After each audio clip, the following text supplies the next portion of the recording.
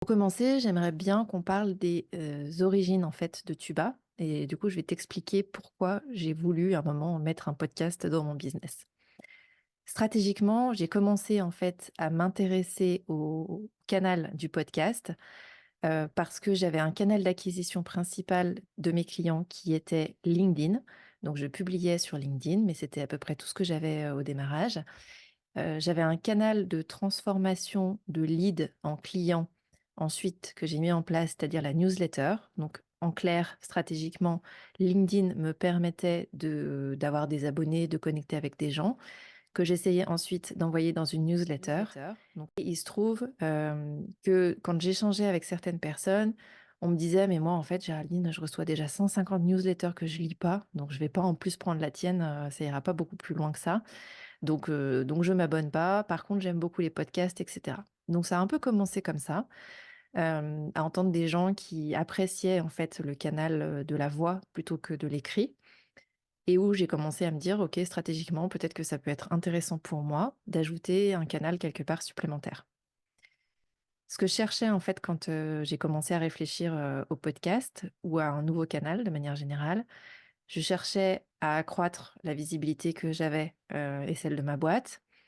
Je cherchais à être reconnue sur, mon marché et je cherchais aussi et sans doute surtout la confiance et la proximité.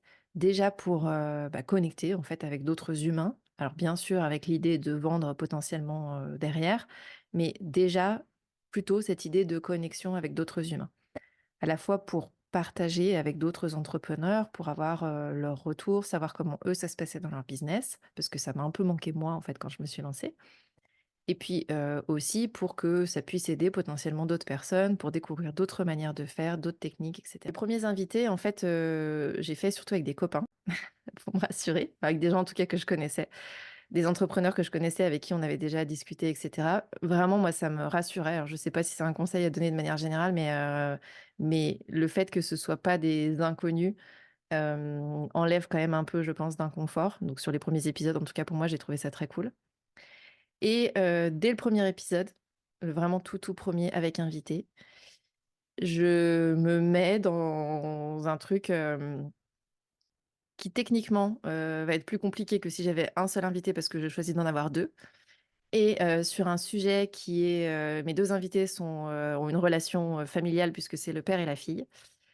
Et sur un sujet qui me touche particulièrement, puisque moi j'ai perdu mon père, très jeune et donc forcément ce sujet est extrêmement, fort pour moi. Mais en tout cas, ce premier épisode, est enregistré, est monté et est prêt à sortir.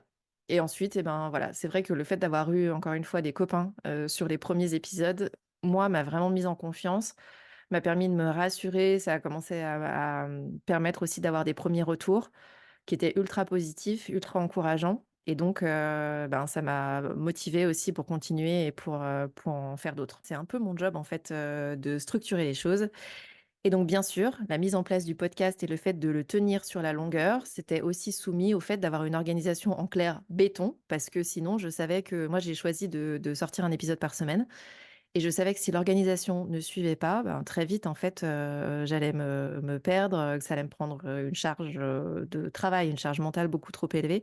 Donc il fallait que j'arrive à organiser. Donc ça, c'est pour moi les gros avantages et ça m'a permis vraiment de connecter avec des gens, heu, avec qui je vais faire du business, ou avec qui je garde, un contact, régulier maintenant. Point, un peu plus touchy, on va dire. Oui, ça prend du temps. Moi, j'ai délégué aujourd'hui, donc ça me prend encore une fois que le temps de l'enregistrement. Malgré tout, il faut caler, en fait, les enregistrements avec les invités qui, eux aussi, ont des agendas, très pris. Donc c'est un challenge, hein, aujourd'hui, en tout cas pour moi, de trouver des dans les agendas communs, en fait, des moments où on peut, se caler et faire les enregistrements. Dès le départ, j'utilise mon compte LinkedIn pour communiquer sur les sorties d'épisodes toutes les semaines. Ça marche plutôt bien, les gens regardent, font des commentaires sur les citations, commencent aussi à commenter en disant: «J'aimerais bien écouter» et cetera. Donc ça marche plutôt pas mal. Dès le départ, comme j'ai déjà une newsletter, je mets des inserts aussi dans la newsletter chaque semaine en disant: «Ben, voilà l'épisode de la semaine», donc ça permet aussi de rediriger un peu et dès le départ, tous les enregistrements qui sont faits c'est par Zoom et je garde la vidéo. Je me dis: «Bon, bah, je le prends, mais je sais pas trop, enfin, c'est pas moi qui vais faire le montage». Passer ça à un monteur, ça va me coûter méga cher, j'ai pas du tout la trésor pour faire ça, donc voilà. Mais je me dis: «Je garde la vidéo, on verra si un jour, je peux en faire quelque chose». Et la troisième étape à ça, c'est que donc au départ, Gaëtan ne faisait que le montage. Il se trouve que moi, j'ai une accélération dans mon business qui a fait que, oui, je voulais garder le podcast, mais avec le moins de temps à passer dessus. Donc tout ce que je viens de vous expliquer sur, la page Notion, les communications LinkedIn, YouTube, les vidéos, le blog et cetera, tout ça, je l'ai transféré à Gaëtan, qui était hyper efficace parce que je pense qu'en une semaine, 10 jours, tout avait été transféré.